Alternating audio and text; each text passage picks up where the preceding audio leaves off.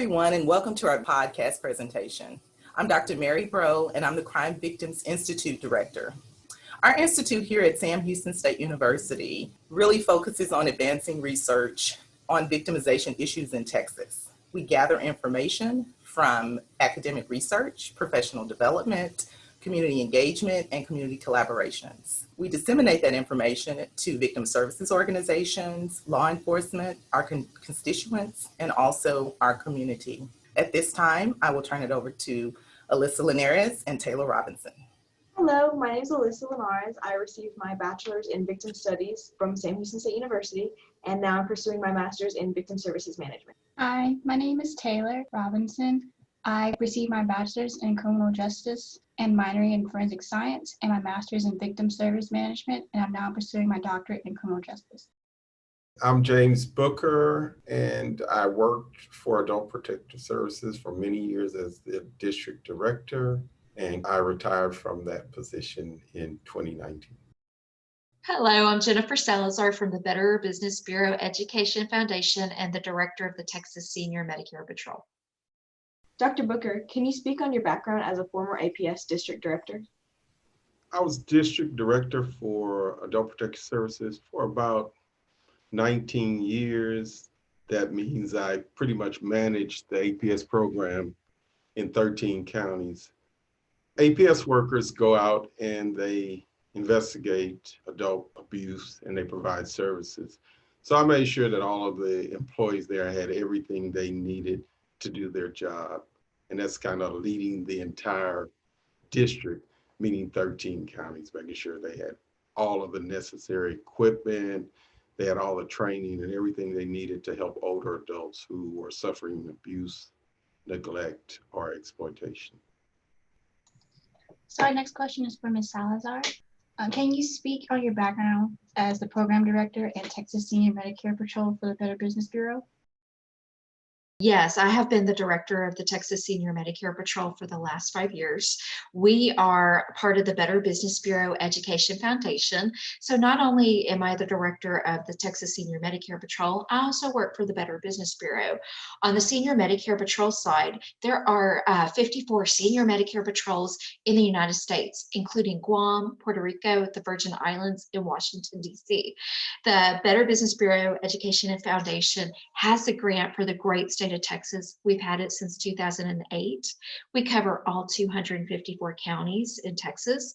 And what we do is we educate consumers on how to stop Medicare fraud and financial exploitation before it happens. If it does happen, we have a team that builds the case. We don't investigate, we build the case, and we send it off to what they call the Medicare control units, like the Office of Inspector General, the Texas Attorney General's office, and the FBI, and the list goes on and on and on. In my current role, I oversee all of our volunteers. We currently have 190. I'm over the grant, I'm over the budgets, and I'm over a lot of the cases. And on the Better Business Bureau side, I work with scams from the romance scam to the grandparent scam to the puppy scams, financial exploitation scams. Dr. Booker, can you explain who is considered an elder? An older adult in the state of Texas is anyone 65 years and older. Those are the abuse investigations that we do. Can you describe the life expectancy of people beyond the age of 65? Like what types of conditions do they have as they age?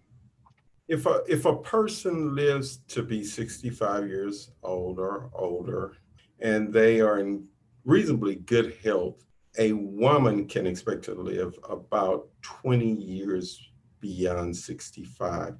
13 years of those will be in good health, and almost 7 years they'll be dependent on someone else to help them with their ADLs and other care. Men can expect to live about 17 years beyond 65 if they reach 65 in good health.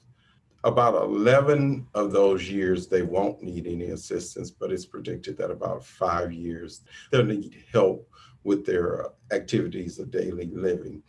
Some of the predictions we have about aging is that since modern medicine has given us the ability to treat chronic disease and disabilities that people will live longer. Adults over 65 will outnumber children under 5 by 2040. And by 2040, the population of adults 65 and older is expected to increase about 107%. Can you define elder abuse and the difference between abuse, neglect, and exploitation, and explain any statistics that you have regarding those? Elder abuse is simply intentionally and knowingly causing physical or emotional harm or pain to an adult by someone who has an ongoing relationship, meaning children, grandchildren. It can be a friend, niece, nephew. Those are individuals who have an ongoing relationship. The definitions, we'll get these in 3 areas. Neglect is failure to provide for oneself the goods or services, including medical services, which are necessary to avoid physical harm or pain, or the failure of a caregiver to provide those services. It can be physical, medical, and it can be mental health. So abuse, the definition of abuse is simply the negligent or willful infliction of injury, unreasonable confinement, intimidation, or cruel punishment resulting in physical or emotional harm or pain. So it can be physical, sexual, or verbal. And exploitation is generally just taking someone's resources or money or property, and instead of using it for their good, you use it for your own. So those are the 3 definitions: abuse, neglect, and exploitation. Dr. Booker, with APS, what did you see the most out of all of those different examples? What did you experience the most, and what did your team see the most? The most cases, 65 to 70% of the cases are self-neglect cases. That is when an individual is unable to provide themselves with all of the things they need to live a decent life. So self-neglect would be the most prevalent condition that we had called in, reported to us. And in those cases, we tried to provide support services to those individuals to get them some help. Can you describe the risk factors for elder abuse? Okay, the risk factors would include isolation, reduced cognitive capacity, physical, they may have a physical disability that they're dependent on someone else to help them all the time. And also, many people work, but when they didn't save for retirement, or if they reach retirement age over 65, they don't have enough money and they stop working, they don't have enough money to provide all the things they need. So poverty can increase your chances of suffering from neglect. Dr. Booker, can you explain in detail the difference between normal aging and elder mistreatment? Well, normal aging is something we all go through, and I'm going through right now. You may get gray hair, you're not as strong, you suffer from some conditions that come with age, hearing loss, your skin changes. Those are normal conditions. Abuse or neglect, aging with abuse, neglect, can be very dangerous. It includes emotional distress, anxiety, depression. You may be physically harmed. All of those things up to and including, studies have shown that individuals who suffer from abuse are more likely to die a premature death than those who don't. So it can be very dangerous to an older adult. Can you describe some of the signs of elder abuse? Sure. A person suffering from elder abuse may stop taking part in activities that they normally do, going to church, going to the senior center, doing those types of things. They may look unkept in cases of self-neglect, or sometimes even caregiver neglect, unkept, messy, unwashed, dirty clothes. They may have trouble sleeping. You may see some weight loss, become withdrawn or agitated. They may show signs of trauma, like, rocking back and forth, or they may have injuries such as bruises, cuts, scars. Sometimes they'll have like broken eyeglasses or signs of physical abuse You may see signs of physical abuse. They may lack the necessary things they need, such as glasses, maybe a walker, dentures, hearing aids, or medications. Sometimes individuals suffering from neglect also, their bills aren't being paid. They may have eviction notices, utilities cut off. They can't afford to purchase their medications, or they're living in hazardous conditions, such as not having lights or gas, no air conditioning in the heat of the summer, or no heat in the wintertime. And they may display signs of just being inept or just scared to talk to friends or relatives. What are some prevention strategies for elder abuse? Some of the prevention strategies we may have would be, I would say, you have to understand individuals who are dealing with the public or who go through a professional training program, college, or what have you.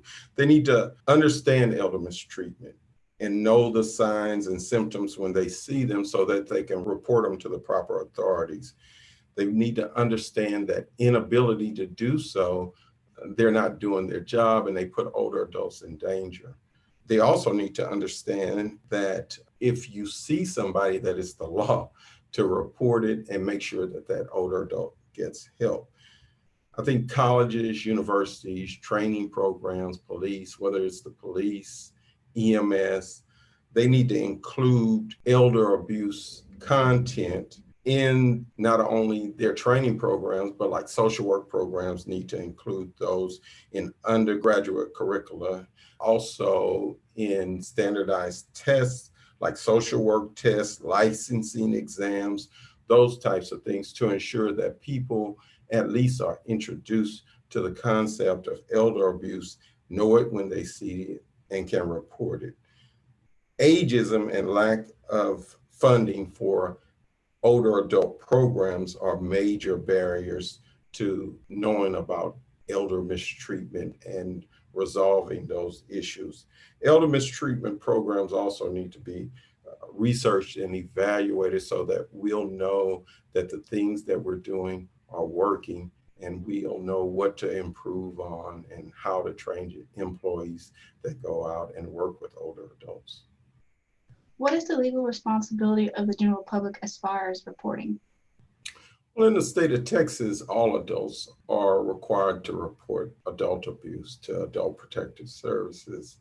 Those are the legal requirements. Everyone is a mandatory reporter in the state of Texas if you're an adult, but especially professionals, doctors, dentists, nurses, not only in the medical profession, but police officers, firemen, even the mailmen. Everyone is a mandatory reporter in the state of Texas and should know how to report elder abuse to Adult Protective Services. They can call 1-800-252-5400 to report elder abuse. Dr. Booker, what resources are available for elder abuse victims and the general public? Well, if you call a case into Adult Protective Services, they generally will go out there and assess whether or not that person has been abused, neglected, or exploited. And they will develop a service plan for those individuals and provide the necessary services to alleviate such maltreatment. So Adult Protective Services is your first call that you make, and then they will do the service to that plan and provide services or contract for services to help that individual. They make referrals to different agencies that provide services to older adults. And Dr. Booker, some of the cases I've referred over to APS, I think that some of the people that we do have to call in and report, they're so afraid that they're going to end up in a nursing home or a living facility. And I think that that is something that APS is really good about, working with the people to keep them in the home. But is there anything that you would recommend or say to anybody if they have that fear, like self-neglect? Because they automatically think, oh no, if you call APS, that automatically means the nursing home. Well, during my time at APS, they always, and they continue to do, the least restrictive alternative. Their goal is to keep people in their homes safely, to provide services that ensure individuals who are living out in the community are doing so safely and have all the necessary services they need to live a decent life in their homes here in our community. So I think that continues. And so I urge anyone who believes that an older adult is in need of some assistance to call Adult Protective Services. They have trained caseworkers that go out there and they know resources in the community and they can help that individual. And the wonderful thing that I tell many people is if they do need to report something to APS, they can do it anonymously if they're Right. afraid. Anyone that calls in a report to APS, they never disclose who called in the report to Adult Protective Services. So whether they do so anonymously or not, no one will ever know that they were the one that made the report. So, Ms. Salazar, what is elder abuse fraud?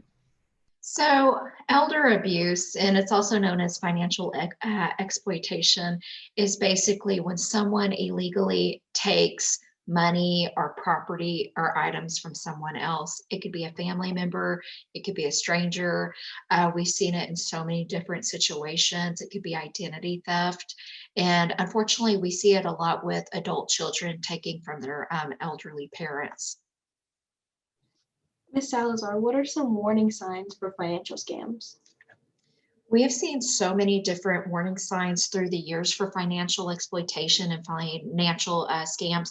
For example, if a person has been going to a bank for like the last 20 years and all of a sudden someone new shows up with them at the bank, that's usually a big red flag.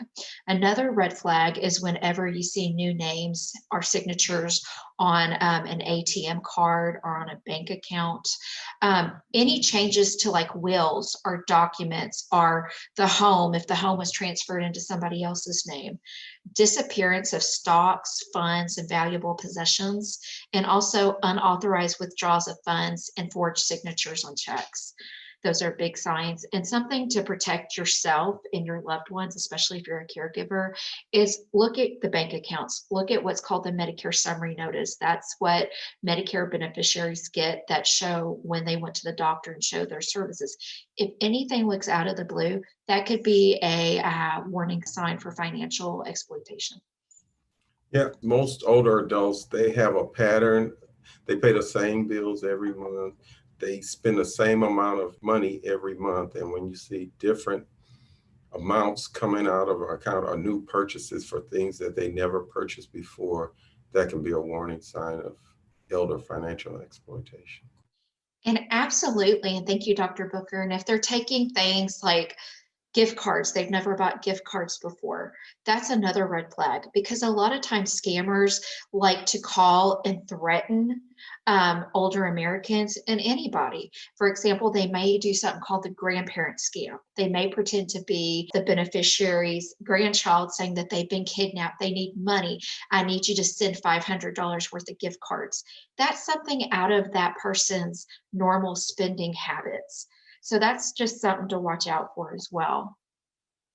I think that all bank tellers, and if you're in college and you're getting an MBA and you plan on going into banking, I think they should know the laws that guide them in regard to elder abuse and reporting, so that when they do start their careers, they will know what elder abuse looks like and how to report it. It really can have an adverse effect on older adults because they don't have time to recover from a big hit. Like if someone takes a lot of money from them, they can't go back to work again and start over.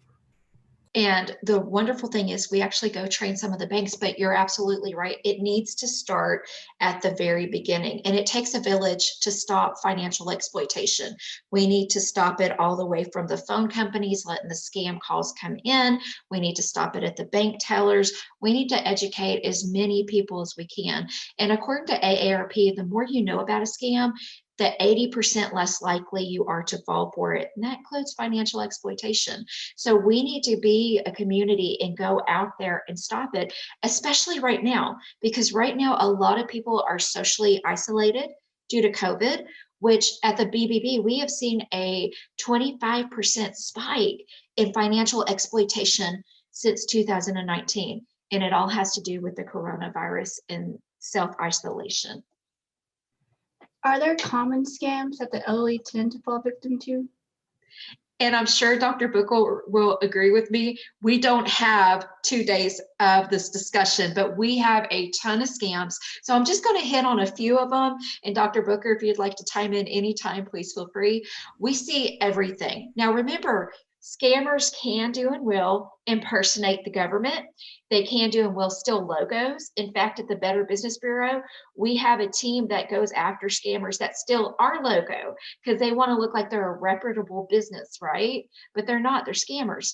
We see the Publishers Clearinghouse. A lot of you may not know what that is, but what that is that's like a sweepstakes scam. Now, there is a real Publishers Clearinghouse. It's a sweepstakes. You can win a lot of money, but scammers know this, and scammers will actually send you a fake letter with the Publishers Clearinghouse logo on it and all the information to win your millions of dollars, right? Wrong. It's a scam. Did you pay to, did you actually enter the contest? No. Is it their logo? Well, yes, so it must be true. No, it's not. They stole the logo. The romance scam, also known as catfishing, that is at an all-time high. According to the Federal Trade Commission, last year, we saw a 50% increase. Working these cases, my youngest victim was 18 years old. My oldest victim was 91. They're socially isolated. The romance scam is basically where you meet somebody online or even the telephone, and you think that you're building a romantic relationship with, you never meet them in person. Then a big emergency comes and they need money. And you feel like, oh, I need to send them money. We see a lot of investment scams, like, for example, come to this free lunch, learn about this. We can take $100, make it into $2,000. We see what we call cyber crimes. That's like phishing emails, not the kind of phishing I like to do on my weekends, but what this is they send out fake emails, and it could look like Amazon, it could look like the CDC, the government, and it's not. A way to avoid that is you just take your mouse and you put it over that email address like Amazon. And if it's not like Amazon dot something, if it's 123hotmail.com, it's a scammer. And we see a lot of UPS scams. Did you order a package? No, but it says click on this link to track your package. It could actually load a virus to your computer, and that's called malware. And scammers can actually go into your computer, figure out your passwords because they can log your keystrokes, steal your money that way.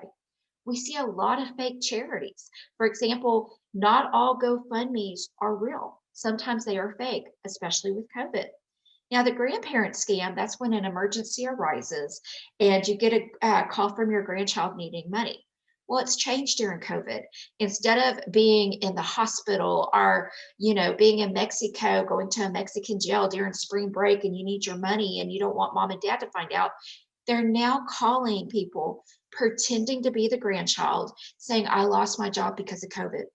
I need help. I can't make my bills, but there's light at the end of the tunnel because I have a job interview. But here's the scary thing about the grandparent scam now. They can mimic voices. What do I mean? If you do speeches like Dr. Booker and I do, or if you're on YouTube or if you're on Facebook and you've talked and somebody's got a voice, like your voice recorded, they can break that up and they will call using your voice like, hey, grandmother. Then they'll stop. Oh no, Jennifer's been kidnapped. You think it's the person because it sounds like the person. To be safe, have a code word with your family. Only tell your family that code word. And when that scammer calls, say, what is my code word?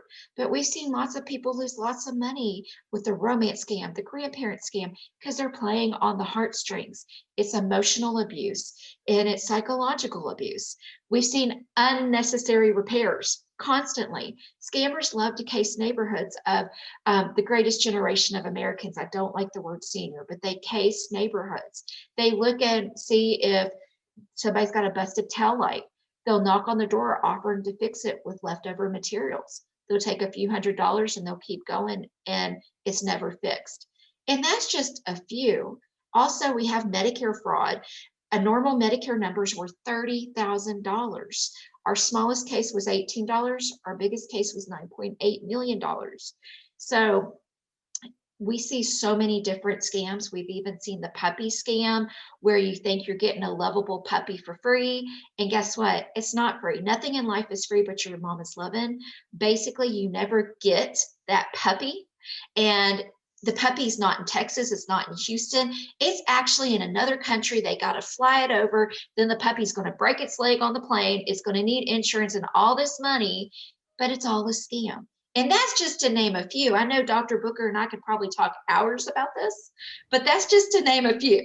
Yeah, when I was with APS, the majority of the money that was taken would be from a relative or a close friend, or I think the most was adult children taking money from their parents without permission. And it could be anywhere from, taking money from a Social Security check up to hundreds of thousands of dollars that we saw cases like that. And of course, the older adult did not want to press charges. If it's someone you love, you're not going to press any kind of charges or go to the police with something like that. So they were allowed, in many cases, the police would not take charges if the older adult didn't want to press charges. So the crime went unpunished. But in the case of adult protective services, it was mostly adult children or someone who had a close relationship with that older adult. They were able to get involved in their business or get on their bank accounts and simply just withdraw the money. And a lot of times what I've seen is they're just so embarrassed to talk about it. They're embarrassed to even bring it up that their child actually did this. And what I've seen is they make excuses. They keep making excuses. And we've seen a lot of times where the adult child will just move in. And then, it's sad because it becomes like a lot of the abuse starts there. It becomes psychological. It becomes financial exploitation. Sometimes it becomes physical. That's true. If you see someone new, a new relative, move in with an older adult, maybe they've been there with their husband or wife for many, many years in their house, and someone new moves in, you should be careful and watch the spending patterns in the household to make sure that they're not being exploited. And I think a big problem right now in society is a lot of people no longer know what's going on in their community. They've just kind of become isolated. For example, like the other day, I just moved into this new neighborhood and there was a weird truck parked outside. I don't know these people and it was kind of scary. And I went and knocked on my neighbor's door just to say, hey, I just want to let you know that this truck was in front of your house earlier today. And she was happy I let her know because the guy actually got out, looked around her windows. And I just thought, if that was my house, I would want somebody to know, what's going on. And I think that's a problem. Yes, it was uncomfortable for me to go knock on their door, but I'm a very paranoid person because working with scams all day long, that's kind of made me a paranoid person.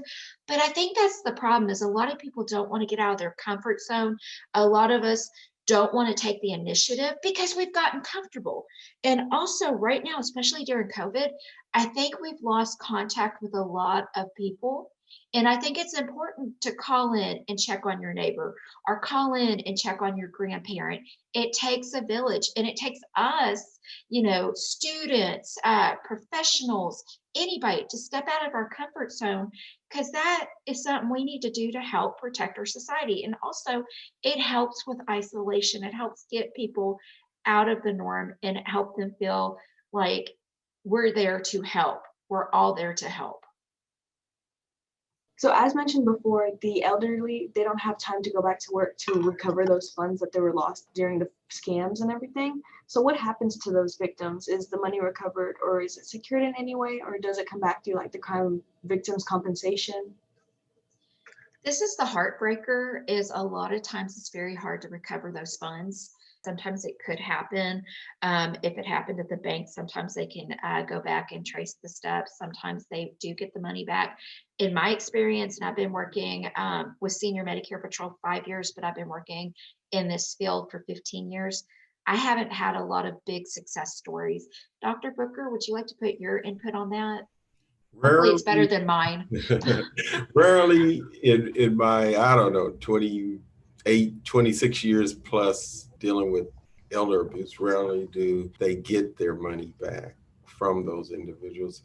Lately, through HFAS and the Senior Justice Assessment Center, they've been able to finally work with the district attorney's office, work with the local police departments to try to get charges and also prosecute some of the people who are doing this. But rarely, when the money's gone, rarely do they get it back. And that puts an older person in a tough spot, especially if they've saved all their lives for retirement and they know how much they need to spend.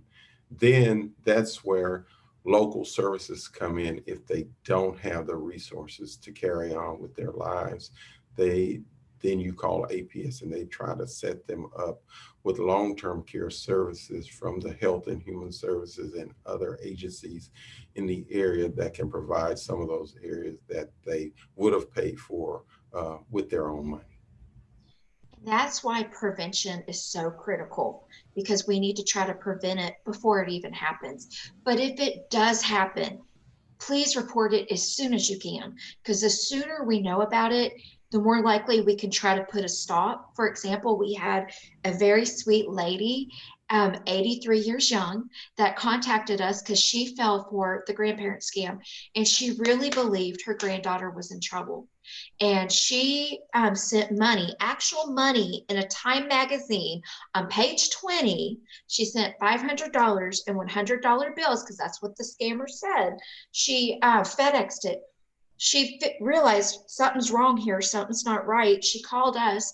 We were able to get with FedEx, with her on a three-way. We got it stopped. We got the package stopped. Now, it was kind of a Hail Mary deal, because it's like, wow, we actually got the money stopped. But that's only happened one time to me in 15 years.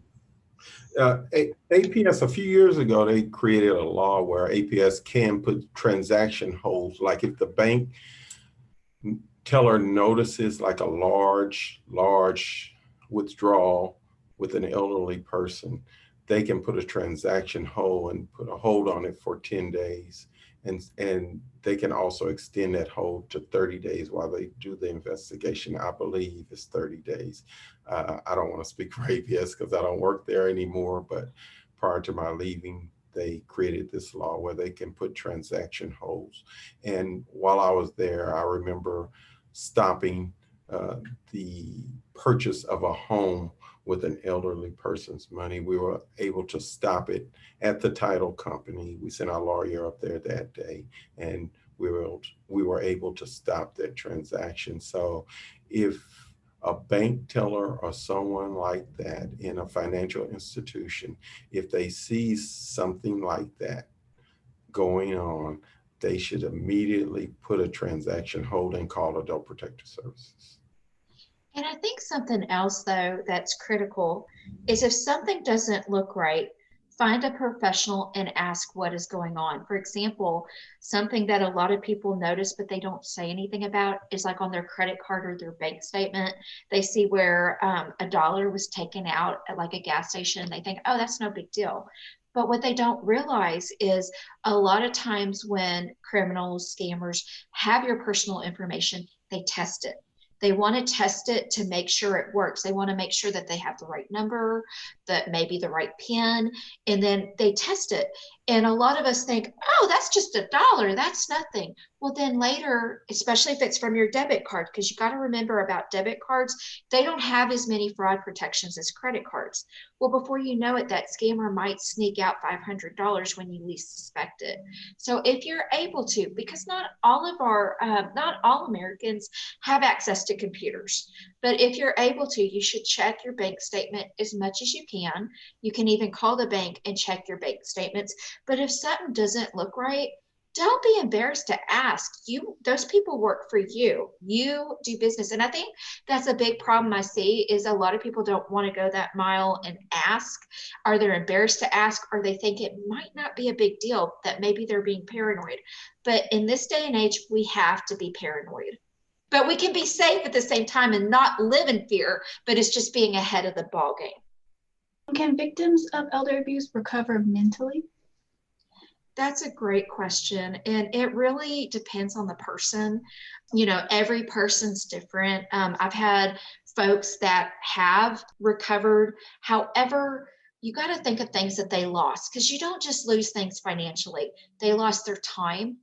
They now have a low self-esteem. A lot of times what I've seen is they beat themselves up. They feel like, oh my goodness, I lost all this money, and they're afraid to tell their adult children. And I always tell them, you're the parent. You're the parent. You should not be embarrassed. Anybody can fall for scams. In fact, in America, do you know who falls the most for a scam?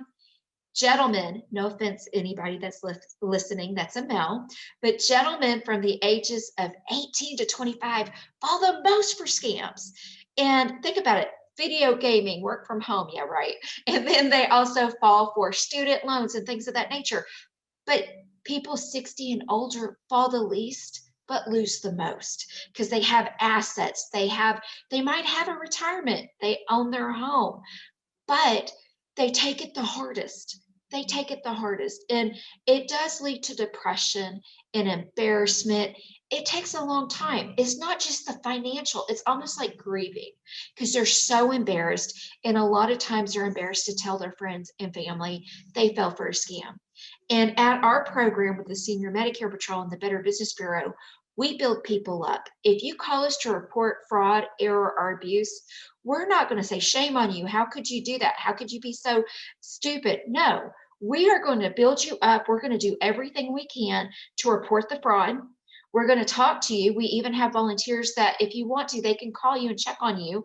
I check on you as much as you want me to, because it's not your fault. It's the scammer's fault that scammed you. And that's what we really try to do, because it does take a long time to recover. Because again, it's really killing a part of you off when they take that from you, because you feel embarrassed. You feel like, oh, that happened to me because I'm 90 years young. And one thing that really makes me mad is when people blame their age. It has nothing to do with your age. It has to do with that scammer. It has nothing to do with your decision. And not only that, you have to realize this is a generation where in college or in the military, their social security number was used as their identification. I remember I was born in 1980. I'm 40 years old. My mom, when she used to go pay our electric bill in little old Beaumont, Texas, our account number was my mother's social security number. In this day and age, that's no longer the case. We now have identity theft. About 30 years ago, they stopped that. They stopped using social security numbers for everything, because you can take out jobs, you can file taxes, you can do all these things with social security number. But I want you to think about it this way. If you call somebody 65 years young saying that we need to update our system, we need your social security number, they might give it to you because they think that is the normal. They think that's the normal because they grew up in a time and they lived in a time where it was the normal. And scammers know that. So that's why it's so easy to fall for scams, because scammers follow the headlines. They're good at what they do. And then they take advantage of a good moral compass, and you think that you're doing nothing wrong. But it does take a long time to recover mentally, and a lot of blaming and feeling like you knew better. But no, it's the scammer. And we need to build up and not break down. We need to talk to the greatest generation, have a cup of coffee with the greatest generation, and talk to them, not at them, talk with them. In the case of adult protective services and elder abuse, it has to be a person who has an ongoing relationship. It can't be like a scammer or someone that they would not know. Most of the time it was like children or relatives or close friends. So it really affected that older person. And a lot of times they never get over it, because when you're taken advantage of by someone you truly love or who you thought loved you, then it's very difficult to get over the anxiety, the depression, the emotional distress that you've gone through because someone you love has taken your money or property or whatever. So that is very difficult, and some older adults probably never get over it. And I want to bring up 2 points to that. Like I said earlier, it takes a village. That's why you have APS and that's why you have us. We deal with the scammer part, but they deal, and we refer a lot to APS. We work a lot with APS when it becomes more financial exploitation with children and ongoing. That's their call. And Dr. Booker is so right. We have people that never recover. For example, the romance scam. If somebody really believes they're in love, and a lot of times the scammers find people that are lonely. They love obituaries. Don't think that family members and friends are the only one that reads an obituary. Unfortunately, so do scammers. They learn everything they can about the person that passed away.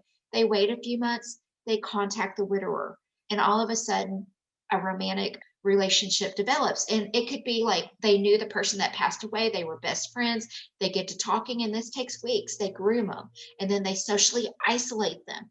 And then an emergency comes, and there's all your money. And then he doesn't want you to tell, or she doesn't want you to tell any of your family members about this romantic relationship. And then something happens. You can't afford your gas bill. You can't afford groceries. You end up telling your child, your adult child, or your friend, I need money. Well, where'd your money go? Well, I'm seeing this person.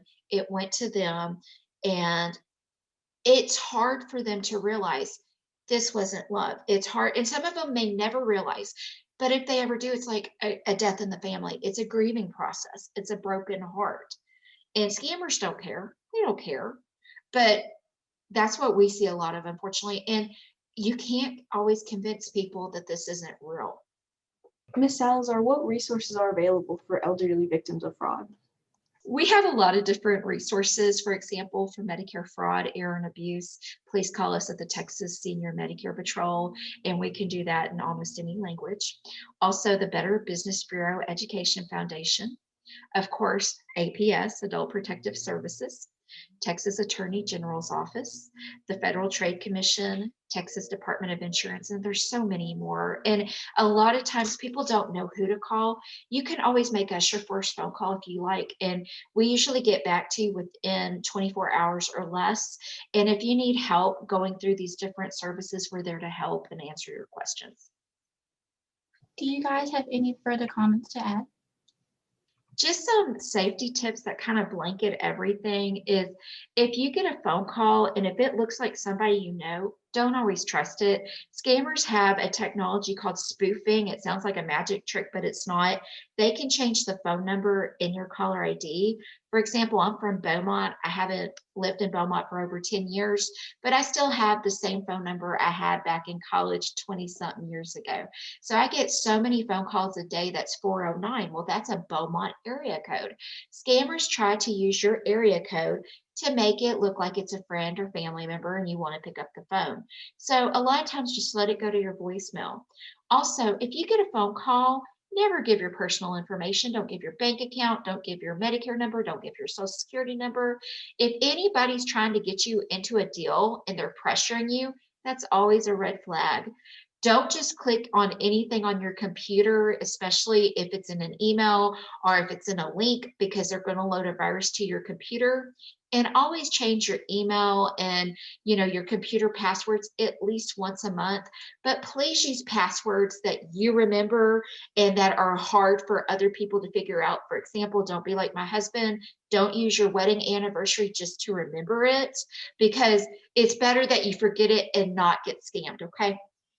I would just say, if we're speaking to students, then I would say that all pre-professionals should learn about elder abuse, learn the signs, symptoms, and how to report it prior to going to work in the community. And if you are going to work in the community, you should try to do some type of internship where you work in one of the agencies or have an opportunity to participate on a multidisciplinary team where you see police, district attorneys, social workers, doctors, medical people, adult protective services, people like that working together to resolve some of these cases. So I would say, even if you work in a bank or financial institution or any of those places, before you start your profession, learn about elder abuse, because it's the law for all adults to report it, but especially for professionals working with older adults in the community, to learn how to recognize it and report it and ensure that older adults in your community are safe and free of abuse, neglect, and exploitation. And one of my biggest things I like to tell everyone is, when you are talking to someone, everybody has a story. Everybody has a bad day. However, please be patient and please be understanding. And everyone has a story. One of the best things I ever did in my career is when I was right out of college. I was the lead benefits counselor for the Area Agency on Aging in Beaumont, Texas for 9 years. And I was also a nursing home ombudsman. And those are people that go into the nursing homes and they check on the residents to make sure their rights are protected and to make sure they're being treated correctly. If you ever get the opportunity to go talk to people in person, especially the greatest generation, you will learn so much, and you'll learn that everybody has a story. But always be patient. If you're having a bad day, leave that at the door when you go into your office. Sometimes it takes a long time for anyone to get a story across. It takes a long time if they're scared, if they're nervous. Have patience, especially if you're reporting financial exploitation on your kid. You're embarrassed. You got to build a trust with the consumer. You have to build a trust. You have to really care. And one thing about this career is, it is a joy and it can be overwhelming. However, have compassion, always stay humble, and be patient, because everyone has a story and it takes time sometimes to get the whole story out. Thank you, Dr. Booker and Jennifer. We really appreciate it. Thank you for taking the time to watch and or listen to our CVI Talks presentation. Stay tuned for future CVI Talks. Don't forget to follow us on Twitter and Instagram for the latest and greatest concerning CVI.